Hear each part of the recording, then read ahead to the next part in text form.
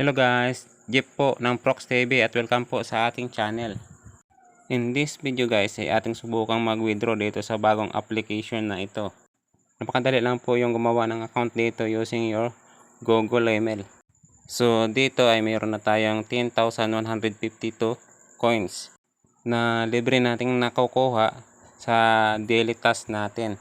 Meron po ditong 2 ways ng withdrawal. Pwede po through our GCash wallet o either Lazada. Since sa GCash wallet ay minimum withdrawal is 200, so sa Lazada po tayo mag-withdraw. As you can see guys, dito po sa ating Lazada wallet ay meron po tayong natirang balance na 5.04 pesos. So now, subukan po nating mag-withdraw kung ito ay madagdagan. Dito ay itap lang natin yung Lazada. Then after ay itap lang yung withdrawal. Then after po ay i-enter lang po yung ating mobile number. Then tap withdraw. At i-confirm lang po natin ito guys. Then i-receive lang itong cashback na GameCash. Panoorin lang itong ads at i-exit. So as you can see guys, nawala na po yung ating game coins. So kung titingnan po natin sa ating withdrawal record, ito po ay successful na i-withdraw na natin. So kung titingnan po natin dito sa ating Lazada wallet, yung dati nating 5 piso ay naging 15 na. So ito po ay proven na paying po ang application na ito. So ngayon guys, atin pag-usapan kung paano natin ma-withdraw itong GameCash na ito. So dito ay sinasabi na kailangan po natin mag-check-in within 15 days. So dito sa unang task, sinasabi na kailangan natin makomplete yung 20 level para tayo makapag-check-in.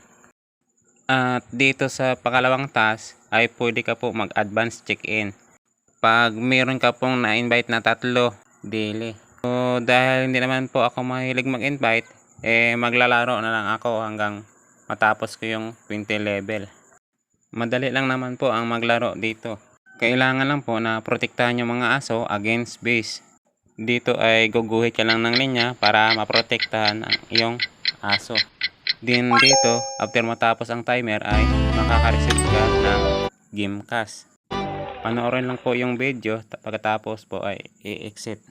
And then, i-receive lang po ninyo yung inyong game coin sa my daily task. So, subukan po natin maglaro ng isang level para makompleto na po yung 20 level natin. Napakadali lang po nito. Pwede ka naman po dito mag-hint if ever nahihirapan ka sa level. Pwede po manood ng ads para malampasan ang level. Dito ay mayroon bonus spin para sa additional na GameCash. Yan po, may nakuha po tayong 40. So now, dahil kompleto na po yung ating 20 level, ay mag-check-in na po tayo. Itap lang po natin yung check-in. Then as you can see guys, nakapag-check-in na po tayo. Ganito lang yung gagawin natin daily pag wala naman tayong invite. Ay ma-unlock natin at ma-withdraw pa rin itong 2,000 pesos na nandito. Itong apps na ito ay bago pa lang at nasa early access stage pa. Pero marami na po ang kumita dito. So hanggang dito na lang po yung ating bidyong ito. Salamat sa panonood guys. So don't forget to like and subscribe kung nagustuhan nyo ang bidyong ito. Thank you very much.